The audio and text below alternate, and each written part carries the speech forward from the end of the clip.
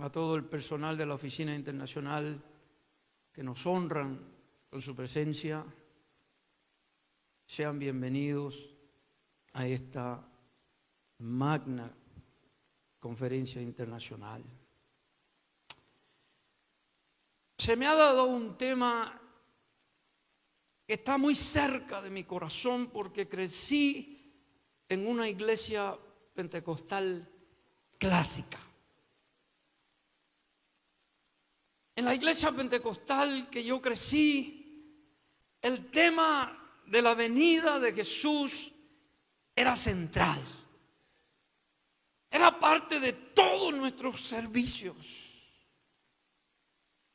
Yo tengo unas notas aquí, pero quisiera comenzar en ese estilo de esa iglesia en la que ustedes también crecieron. Yo quiero felicitar a todos los exponentes que han hablado aquí porque me han conectado de nuevo con esa iglesia que yo me enamoré. Y esa iglesia que cautivó mi corazón, aún siendo un joven, un adolescente, era una iglesia militante, una iglesia activa, una iglesia que esperaba con ansias aquel día en que los cielos se iban a abrir, iba a salir de algún lugar ese Rey de Reyes, ese Señor de Señores que esperamos. Hay tres términos bíblicos que se utilizan para referirse al retorno de Cristo, a esa venida. En el idioma griego, la parusía, que era la revelación, el apocalipsis, que es la aparición, y la epifanía. La parusía o venida se usa 17 veces en el Nuevo Testamento para referirse a la segunda venida de Cristo. No prediquen con tecnología porque esto es un problema. Esta palabra se usaba en el mundo griego para referirse a la llegada de un rey o de un emperador. Cuando se utiliza para referirse al regreso de Cristo, su significado es que Cristo vendrá en su regreso como gobernador del mundo y viene a reinar.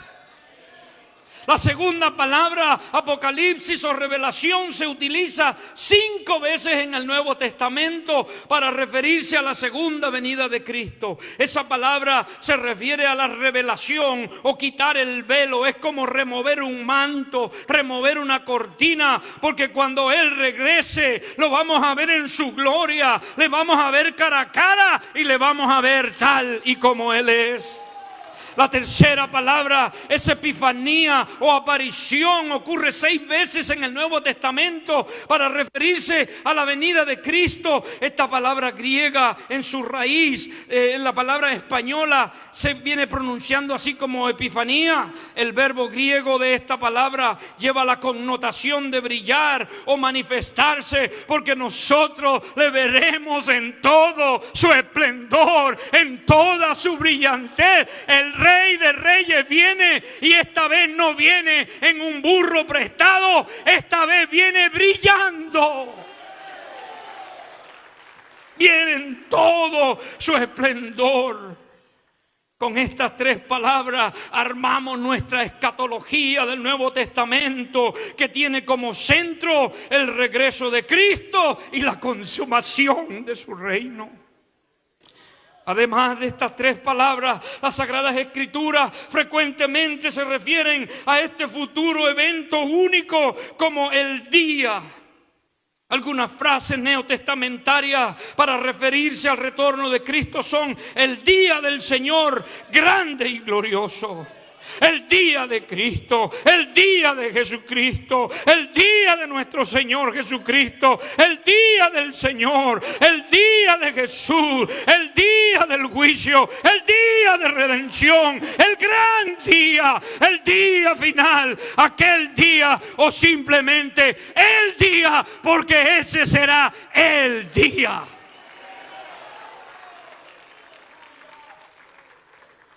Porque ese es el día sin igual. Ese es el día que será el final de todo como lo conocemos y será el primer día de todo como no lo conocemos. Este uso de palabras día se basa en los profetas del Antiguo Testamento que siempre escribieron sobre el día del Señor. Para el profeta de antaño, el día del Señor era el momento cuando Dios va a venir a salvar y viene como juez. Por ejemplo, cuando Egipto iba a ser destruida por los babilonios, se iba a ver como el gran día del Señor. Pero los profetas también predijeron el día del juicio universal en un lenguaje similar al que utilizaban los descriptores de la segunda venida de Cristo en el Nuevo Testamento. Y la palabra de Dios, y Joel se refirió como el día grande y espantoso de Jehová, antes del cual el sol se convertirá en tinieblas y la luna en sangre. Una vez más, esta referencia constante al día en el Nuevo Testamento indica que hay un gran evento que va a venir. La profecía del Nuevo Testamento tiene como punto central el regreso de Jesús. Y este es un evento único de una sola vez. Esta noche quiero reflexionar con ustedes la perspectiva de la iglesia del primer siglo con relación al retorno de Cristo.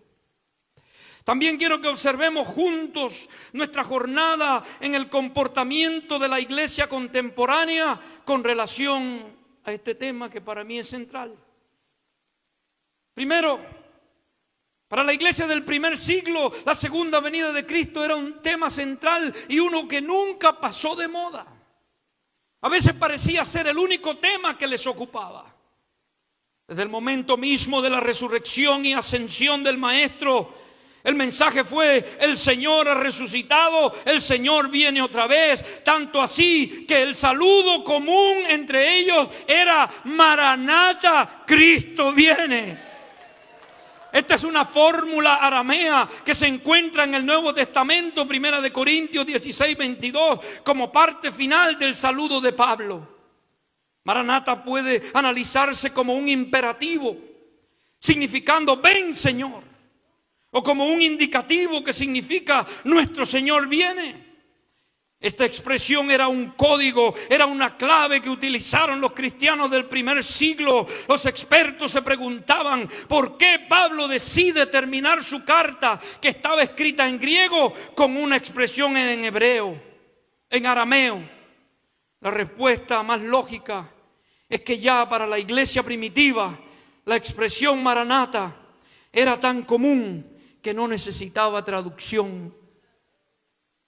No importa en qué idioma estuvieran hablando, decir Maranata era un recordatorio perpetuo de que Jesucristo viene. Cristo viene era un tema central para ellos, que muchos de ellos esperaban la parucía para su tiempo. Tenían tan presente el retorno de Jesús que los escritores del Evangelio la capturan de esa manera. Los discípulos le preguntaron al Señor: dime, ¿cuándo serán estas cosas? ¿Y qué señales habrá de tu venida? Pablo en sus cartas lo menciona repetidamente. Pedro les escribe a los desplazados en la diáspora y les da esperanza. Pablo desde sus prisiones alienta a sus iglesias y a los nuevos cristianos. Y Juan desde Patmos nos deja un cuadro inimaginable de los últimos días, aún en su sufrimiento terrible que estaba sufriendo. Juan decía: ven Señor, ven que te esperamos. Pero ¿y qué tal de la iglesia de hoy? ¿Qué se podrá decir concerniente a la iglesia latinoamericana del siglo XXI? ¿Cuáles son los temas importantes que habla la iglesia hoy? La Biblia nos dice que de la abundancia del corazón habla la boca. ¿Cuáles son los temas que está hablando la iglesia latinoamericana en el siglo XXI? Como cristiano pentecostal clásico, la formación teológica de nuestro sistema de fe y pensamiento es Cristo salva, dígalo conmigo fuerte, lo han dicho en todos los oradores. Cristo salva, Cristo santifica, Cristo bautiza en el Espíritu Santo, Cristo sana. Y dígalo fuerte, Cristo viene. Cualquier joven, cualquier niño de mi tiempo que venía a la escuela dominical podrían articular los pilares de su fe. A ese nivel todos éramos apologetas. No solamente nosotros sabíamos lo que creíamos, sino que los de afuera también sabían lo que nosotros creíamos. Cuando yo era joven en la universidad, siempre los compañeros que no eran cristianos me recordaban cómo debía ser mi conducta, porque estaba claro quiénes éramos, lo sabíamos nosotros y lo sabían los de afuera también. Los evangelistas de mi niñez y adolescencia gritaban a todo pulmón en el mejor estilo del gran predicador Gigi Ávila: Cristo viene, iglesia, prepárate. El mensaje era claro: sin santidad nadie verá al Señor.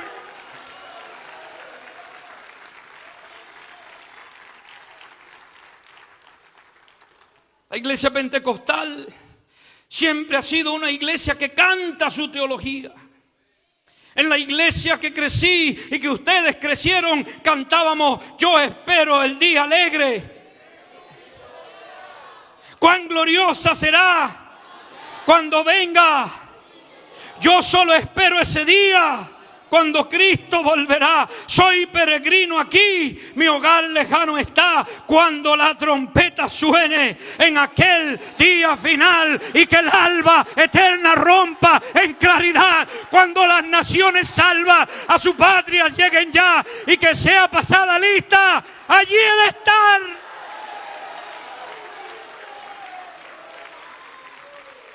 Porque los pentecostales siempre hemos cantado nuestra teología.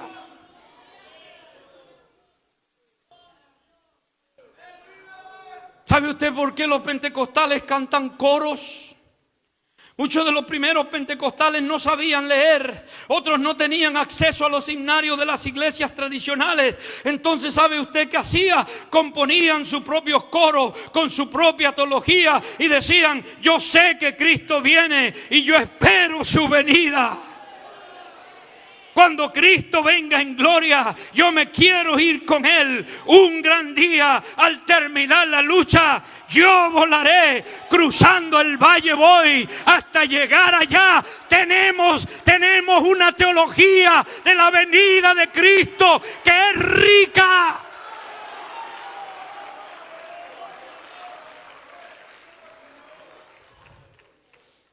Pero algo viene sucediendo en el seno de nuestra iglesia pentecostal en América Latina que me causa preocupación. En las últimas décadas, con la llegada del neopentecostalismo y al agruparnos a todos juntos, y hoy se habla de 600 millones de pentecostales en el mundo, un notable cambio está tomando lugar en nuestra forma de concebirnos a nosotros mismos. La iglesia pentecostal del siglo XXI está en peligro de mutar, de haber sido una iglesia cristocéntrica a ser una iglesia antropocéntrica.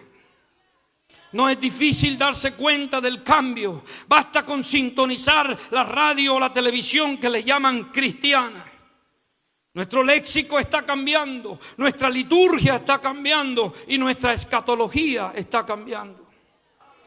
Somos de una escatología inaugurada y nos estamos volviendo poco a poco en una escatología realizada. Ya Wagenbell lo dijo esta mañana. No soy un dinosaurio. No estoy casado con métodos, ni siquiera me quiero congelar en el pasado. Me encantan los cambios siempre que estos me acerquen más a Dios y a mis raíces, no cuando me separen más de Él. La venida de Cristo no está más lejos que cuando creímos, está más cerca.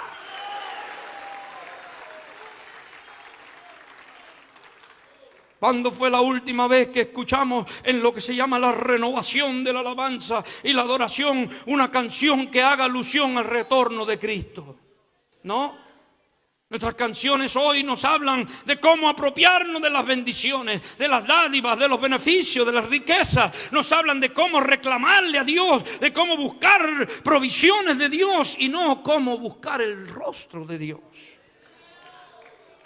Los cantantes más cotizados son los que nos dicen lo bien que nos va a ir aquí en la tierra. Los libros que más se venden son los de autoayuda, aún dentro de la iglesia. Y los predicadores más solicitados son los que nos recuerdan que nos merecemos las mejores cosas de este mundo.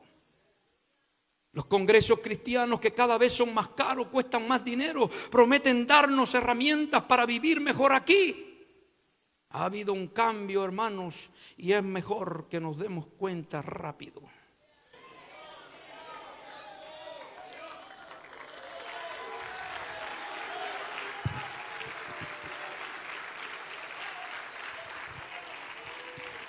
A diario miro con vergüenza ajena los programas cristianos y navego por el internet sorprendido cada mes más de cómo la iglesia del siglo XXI se aparta a una velocidad alarmante de lo que por años hemos sostenido como oráculos divinos y doctrinas innegociables. Esto también es una señal del fin de los tiempos. La comezón de oír ha hecho que muchos que comenzaron con nosotros a predicar este evangelio del reino se encuentren hoy entre la extensa lista de agoreros y comerciantes de púlpito. Mi corazón se entristece al ver cómo el ministerio se compromete cada día más con sectores turbios y se enlaza en yugo desigual con los infieles, en alianza cuyo fin será vergonzoso y su destrucción es inminente. Hoy conocidos ministros han negociado su voz profética por un plato de lentejas putrefacto que a veces viene en forma de favores políticos, tratos preferenciales, almuerzo con el presidente o una plancha de zinc para sus templos. Hoy Centroamérica, los periódicos hablan de las narcoiglesias. ¿Qué lecciones podemos aprender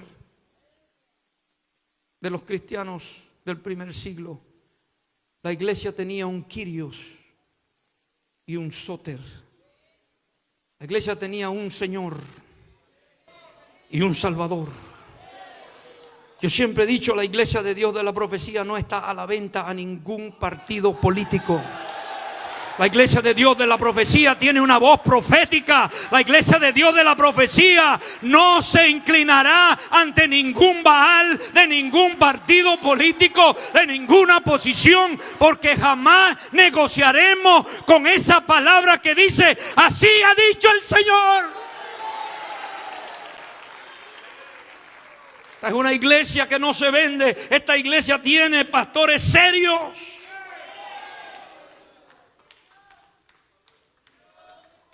A medida que nos acercamos al final de los tiempos, la iglesia no puede buscar legitimidad, popularidad ni aceptación en los gobiernos de turno. Gobiernos vienen y van. Recordemos que en América Latina nuestros políticos terminan en la cárcel, incluyendo aquellos que capitalizaron en lo que se llama hoy el voto evangélico, y quienes siempre fueron lobos vestidos de oveja, engañando el rebaño, capitalizando en la ignorancia y vulnerabilidad de los más débiles. Pastor, no te dejes engañar. La iglesia del primer siglo tenía claro quién era. Su identidad no dependía de cuánta aceptación tenían del gobierno, porque no tenían ninguna.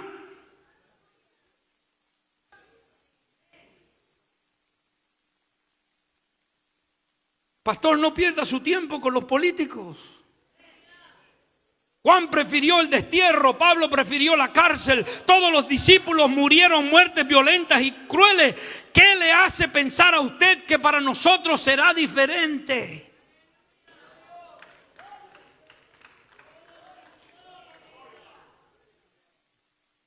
Esa era la introducción, ahora voy a predicar.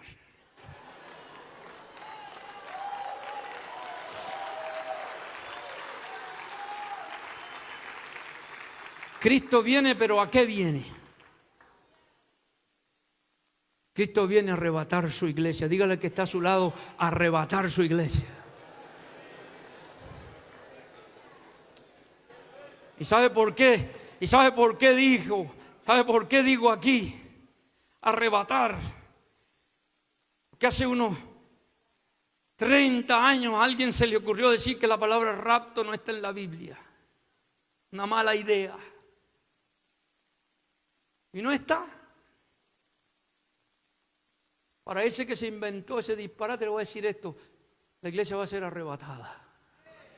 Porque sí está, esa sí está. Y esta iglesia será arrebatada. Esta iglesia está desposada. Esta iglesia tiene dueño. Y Él no se ha olvidado de nosotros. Porque el Señor mismo, con voz de mando, con voz de arcángel y con trompeta de Dios, descenderá del cielo.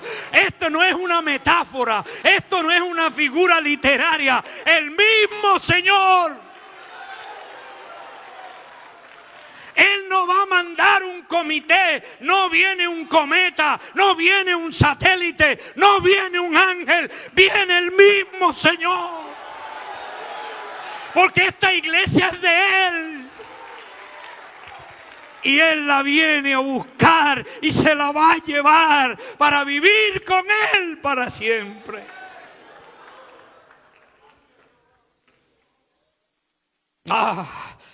Cuando yo me muera no me quedo ahí, porque los muertos en Cristo resucitarán primero.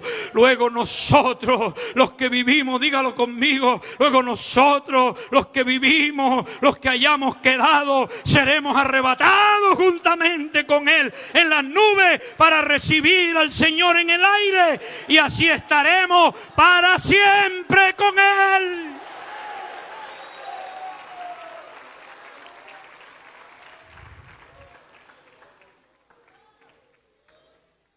La iglesia es como Lionel Messi, es de otro planeta.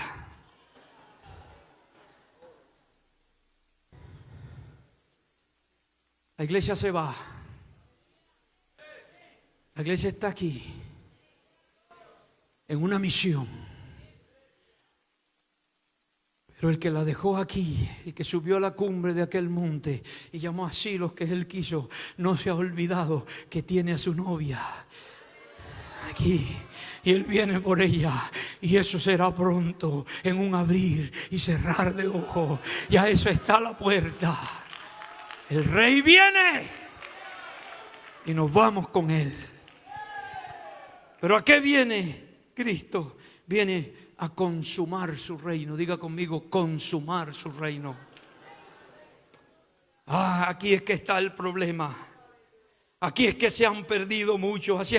Aquí es que está la confusión de hoy. Cuando Cristo vino por primera vez, Él declaró claramente: el reino de Dios ha llegado. A eso lo llamamos la inauguración del reino. En una escatología inaugurada, el cristiano vive activamente operando en el reino, aunque éste no ha alcanzado su total expresión o su consumación. Como cristianos hemos recibido las arras del Espíritu como pago inicial de garantía. Ha hecho un depósito el Señor, nos dio un anillo de compromiso y nos viene a buscar.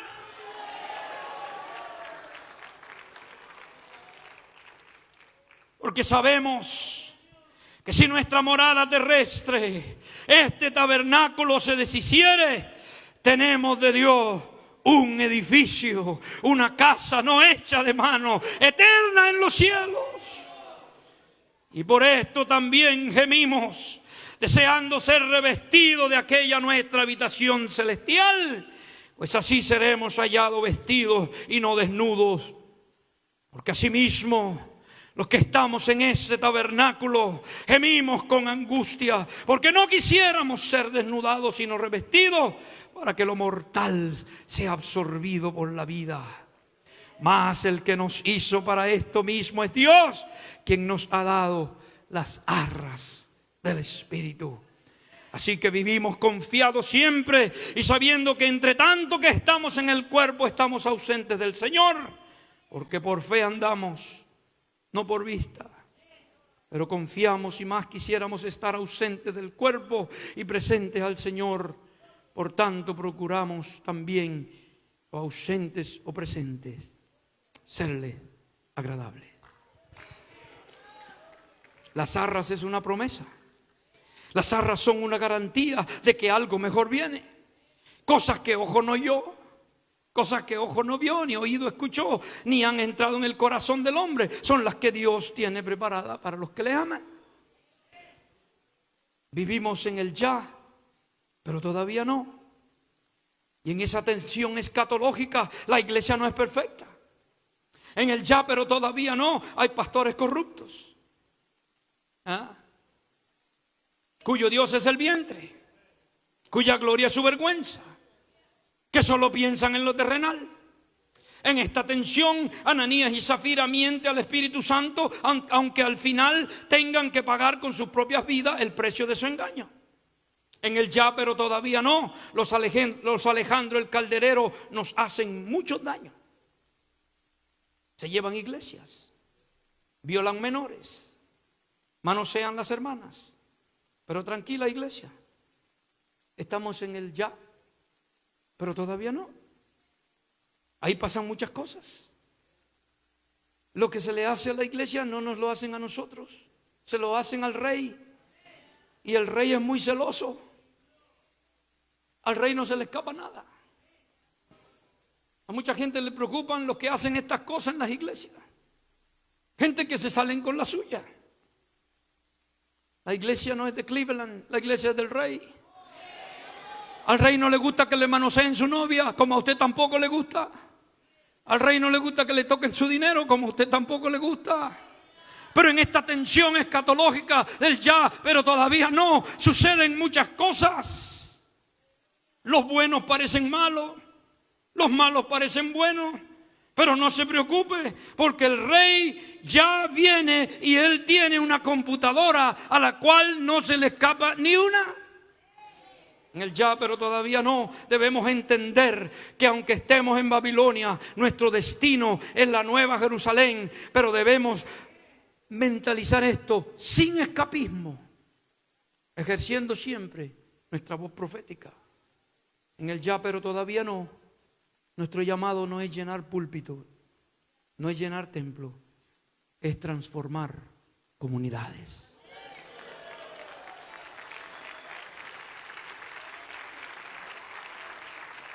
Cristo viene.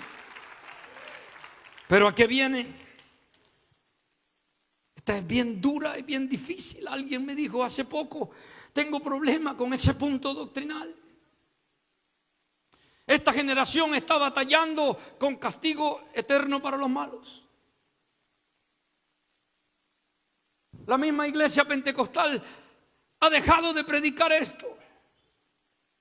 Yo quiero decirle que si el cielo es real, el infierno también es real. ¿Cuándo fue la última vez que usted vio en televisión cristiana un mensaje sobre el infierno? No lo busque, que no lo va a ver, porque ahí no mandan ofrendas cuando usted predica del infierno. Pero este es uno de los puntos cardinales de la Iglesia de Dios de la Profecía. Hay 3 personas que lo sabían.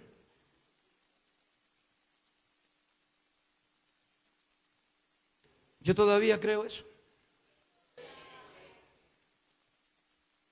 Lo que pasa es que muchos, en la década de los 60, en la década de los 70, muchos predicadores predicaban contentos de cómo la gente se iba a ir al infierno. Yo lo recuerdo. Te vas a ir al infierno, ja, ja, ja, ja, ja. Eso no es un profeta de Dios. El profeta de Dios, su corazón se quebranta porque Dios no quiere la muerte del pecador. El profeta llora, el profeta se quebranta. Dios no quiere la muerte del pecador. Dios no quiere que ninguna alma se pierda, sino que todas procedan al arrepentimiento. Pero es una verdad ineludible. Nosotros tenemos que decirle a la nueva generación: si no cambias tus caminos, no vas a vivir eternamente al lado de Dios, vas a vivir eternamente separado. Y hay toneladas de versículos bíblicos que respaldan esta posición. Pero quizá usted esté pensando en la persona de la esquina, en el que vendía droga, el que tenía una vida promiscua. Pero eso no es lo que yo veo en la Biblia. No es en ellos a quienes me quiero referir. Más bien quiero que veamos el texto bíblico de Lucas 17. Dice, 2 estarán trabajando juntos en el campo. Están juntos. 2 estarán moliendo en un molino. Están juntos. 2 estarán durmiendo en una misma cama. Yo no sé usted, pero yo no duermo en una misma cama. Digo yo, ¿no? 2. Las 10 vírgenes reciben las mismas instrucciones. Están juntas. 5 atienden, 5 no. En estos 4 casos es bueno observar que hay intimidad entre las partes y que están juntos y que el 50% se queda y el 50% se va. Entonces no hay gente que está muy distante. Y lo que remata esto, Mateo 7, 22, 23. Muchos me dirán en aquel día, Señor, Señor, esto a mí me asusta. Esto me llena de terror, esta escritura. Porque la Biblia dice que el juicio va a comenzar por casa. Muchos me dirán en aquel día, Señor, Señor, porque se saben el léxico de la iglesia. Porque lo dominan, porque viven del léxico de la iglesia. No profetizamos en tu nombre. Y en tu nombre echamos fuera demonios. Y en tu nombre hicimos muchos milagros. El Señor en este texto nunca disputa la veracidad del reclamo. El reclamo es legítimo. Los milagros sucedieron. La gente se convirtió. Los estadios se llenaron. Pero yo nunca los conocí. Yo nunca los mandé. Ustedes nunca fueron de los míos. El Señor viene, pero ¿a qué viene? El Señor viene a poner las cosas claras. Porque hay mucho relajo dentro de la iglesia. Hoy mientras yo oraba y oraba por Chile, porque eso me tiene triste.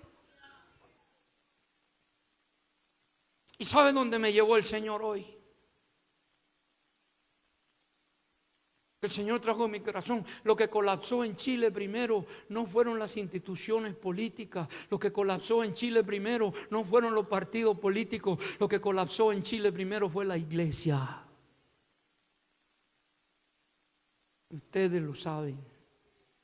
Pero no fue la iglesia católica solamente la que colapsó con los actos de pedofilia 3 meses, 4 meses más tarde de los escándalos más asquerosos de la iglesia católica. Vinieron los escándalos más asquerosos de la iglesia evangélica en sexualidad, en dinero y en todo eso. Iglesia, el juicio comienza por casa.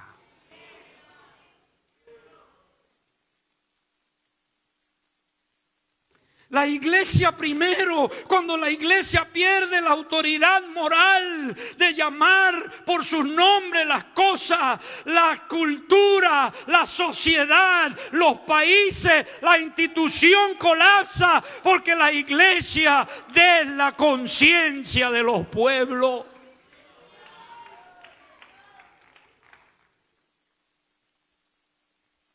Castigo eterno para los malos sigue siendo una enseñanza cardinal de la iglesia de Dios, de la profecía.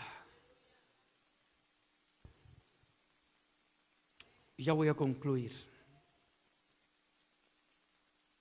pastores pentecostales tienen 5 conclusiones. Aquí va la primera. El Señor viene a recompensar a cada uno según haya sido su obra. Apocalipsis 22:12. He aquí yo vengo pronto,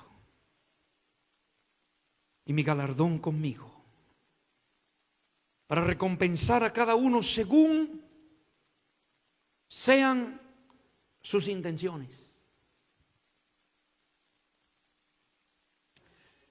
según sean sus deseos. Porque la iglesia pentecostal es muy buena teniendo deseos. Hace tiempo que ya yo no predico más que Cristo vino para salvar almas. No, Cristo vino a salvar alma, cuerpo y espíritu. El ser humano es un ser compuesto. Y cuando Cristo te salva, Él te salva completo. Es una teología integral. Él te saca de la miseria del pecado, pero también te saca de esa miseria donde tú vives, donde no puedes ver hacia adelante. El cristiano pentecostal es un cristiano que está llamado a ser agresivo.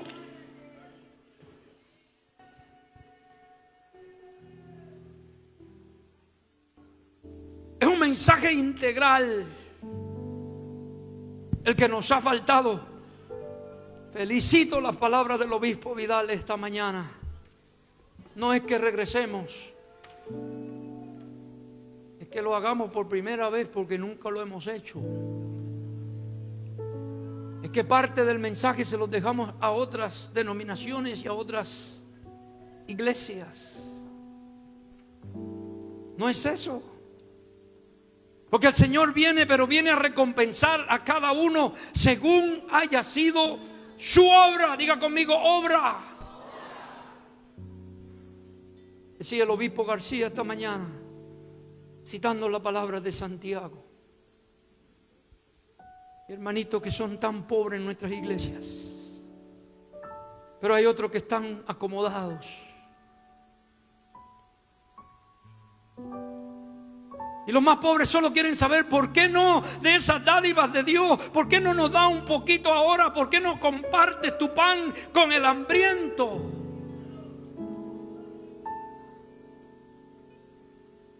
Santiago dice que algunos en la iglesia de él, donde él pastoreaba, decían, y calentados. El hermano muriéndose de frío y de hambre. El Señor tiene una computadora que no se le escapa una. Y a veces nos preocupan mucho las injusticias. Quiero hablar con los pastores ahora. Y pensamos que servimos a un Dios que no ve. Pero en aquel día se hará justicia. No se preocupe por los pillos en la iglesia. No se preocupen con los que se salen con la suya, los que reclaman crédito por el trabajo de otro. En Perú no hay nadie así. Pero en los países que yo superviso hay pillos. Y hay vivos que toman crédito por el trabajo de otro. Que se salen con la suya, que siempre ganan. A ellos siempre los eligen. Ellos son los primeros. No se preocupe por ellos. Los que se aprovechan de los más vulnerables. En aquel día, el galardonador entregará los galardones a cada uno y no se le va a colar ninguno. Si te has preguntado si le importa a alguien lo que se sucede a ti en tu campo de labor, el sacrificio de tus hijos, de tu familia, los sueños que no se realizaron, los kilómetros que viajas y que nadie te reembolsa, las noches de desvelo, aún tu propia salud, todos los sacrificios que tú hiciste cuando tú te mataste por hacer algo. y nadie te reconoció. No hubo un aplauso. En aquel día el que da los aplausos, el que ríe último, reirá mejor. Porque he aquí, yo vengo pronto y mi galardón conmigo para recompensar a cada uno.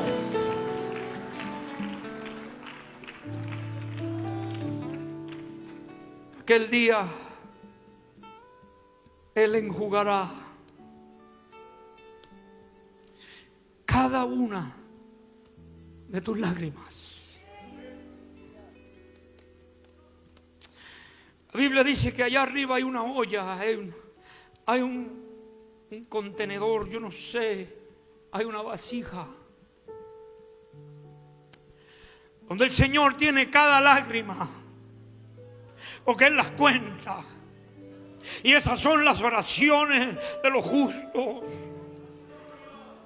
Y el galardonador viene. Él tiene cada una de tus lágrimas, gota por gota. No se le ha escapado una. Cada una de tus oraciones, cada una de tus lágrimas, cada uno de tus lamentos, cada una de tus frustraciones.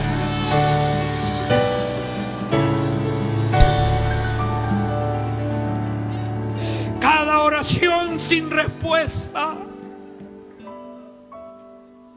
cada llanto, cada dolor, cada tristeza, cada traición, cada corazón roto será enmendado en aquel día, porque el Señor viene y ya no habrá más injusticia, ya no habrá más llanto, ya no habrá más dolor, ya no habrá más tristeza. Nuestros países de América Latina, que nos han fallado la izquierda y nos falló la derecha. El Rey viene. Se acaba la corrupción, se acaba el pecado, se acaba el dolor, se acaba el SIDA, se acaban los males sociales, se acaba la traición, la mentira, se acaba todo, porque el Rey irrumpe las nubes y la iglesia va. Viene el Señor, viene el Señor y vendrá.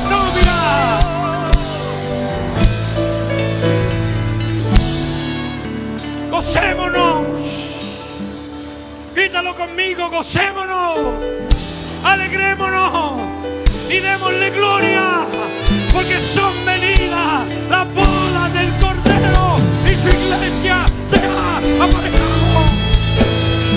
Nos vamos con el Señor, nos vamos con el Señor, pero no nos vamos derrotados.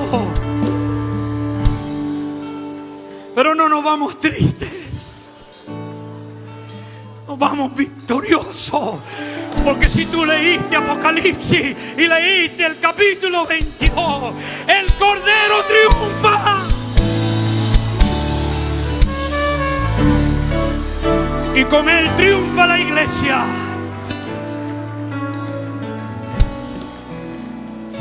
Cuando yo veo los políticos corruptos de mi América morena, ay, yo les digo, no te preocupes, que esta iglesia que se va, vuelve y vuelve a reinar. Y por primera vez lo vamos a hacer bien. Y por primera vez en América habrá paz, habrá justicia, no habrá pobreza. Tenemos una esperanza de gloria. El Cordero vence y con el Cordero vence la iglesia. Nos vamos, pero volvemos. Dios te bendiga. Aleluya.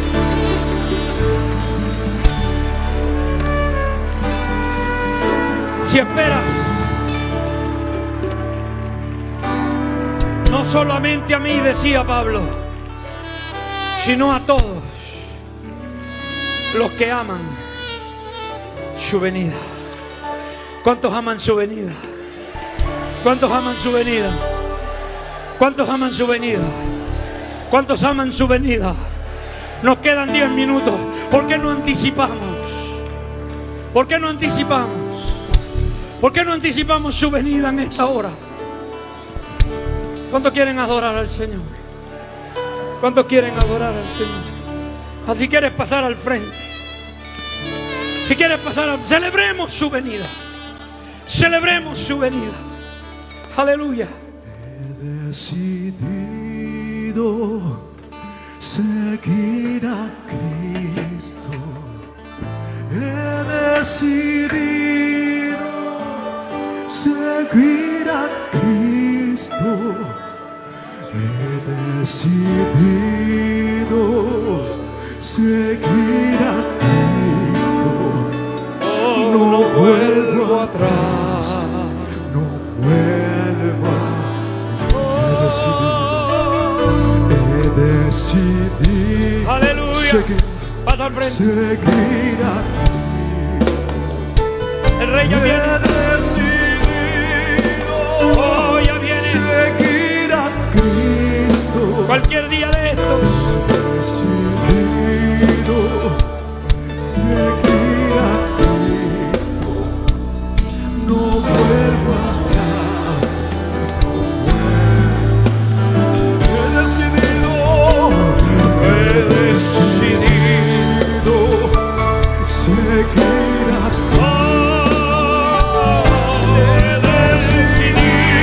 a seguir a Cristo. Oh, sí. Decidido seguir a Cristo. No vuelvo atrás, no vuelvo atrás. Si tu mano hasta aquí me ayudó, no vuelvo atrás, no vuelvo atrás. Si tu diestra hasta aquí me ayudó, no vuelvo atrás, no vuelvo atrás. Si tu diestra me ha traído hasta aquí, no vuelvo atrás, no vuelvo atrás. Y si tu mano hasta aquí me ayudó, no vuelvo atrás, no vuelvo atrás. He decidido seguir a Cristo. He decidido Seguir a Cristo, he decidido seguir a Cristo, no vuelvo atrás, no vuelvo atrás. He decidido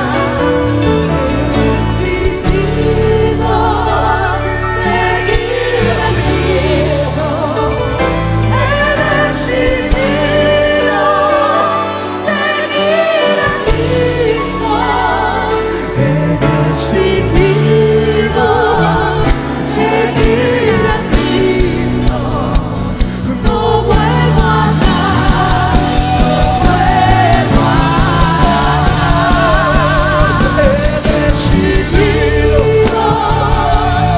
He decidido seguirlo, Señor. Hoy decido seguirte, Señor. Pese a las circunstancias, pese, Señor, pese hasta la misma enfermedad.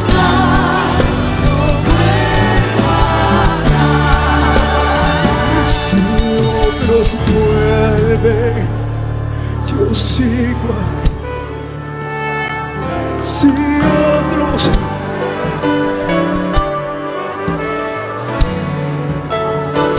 si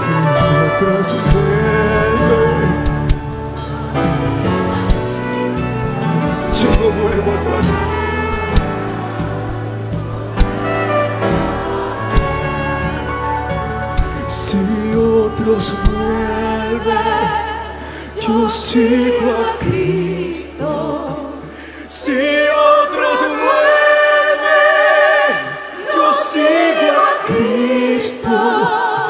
Si otros vuelven, yo sigo a Cristo. No vuelvo atrás, no vuelvo atrás. La cruz estante y el mundo atrás quedó. La cruz delante y el mundo atrás quedó. La cruz delante Y el mundo atrás quedó. no vuelvo atrás. No vuelvo atrás. La cruz delante y el mundo atrás quedó. La cruz delante. Atrás quedó. La cruz delante Y el mundo atrás quedó. No vuelvo atrás, no vuelvo atrás. Si tu diestra me ha traído hasta aquí y no vuelvo No vuelvo atrás. y si tu mano hasta aquí me ayudó, no vuelvo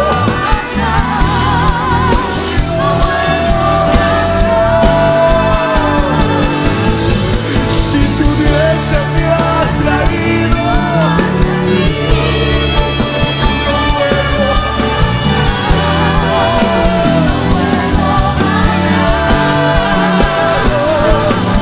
si tu mano hasta aquí, no vuelvo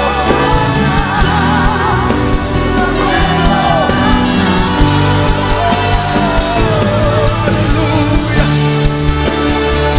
aleluya, aleluya, aleluya, aleluya, aleluya, aleluya. Cristo viene, Cristo viene, iglesia, Cristo viene, iglesia, Cristo viene, iglesia. Aleluya, aleluya.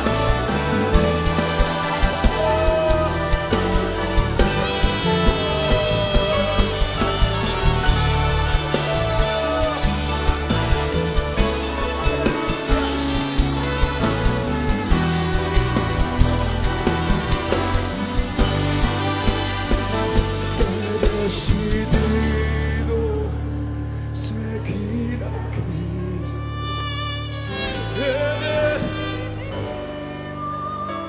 Seguir. He decidido. Seguir a Cristo.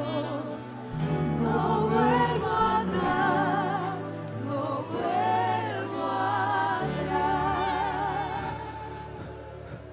Hoy hacemos un compromiso con Dios. Hoy renovamos nuestro pacto. Y hoy decidimos seguirle. Pese a la circunstancia. Pese a la circunstancia. Pese al mismo dolor. Pese a la misma enfermedad quizás. Pero hoy nos levantamos. Iglesia, hoy nos levantamos y decimos: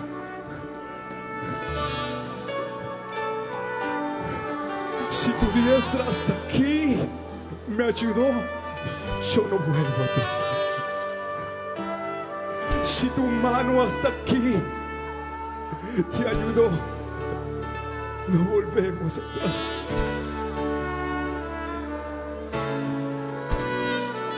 Si otro vuelve, yo sigo. Si otros vuelven, yo sigo. Si otros vuelven,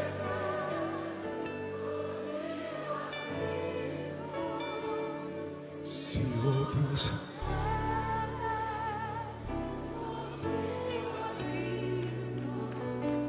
no vuelven.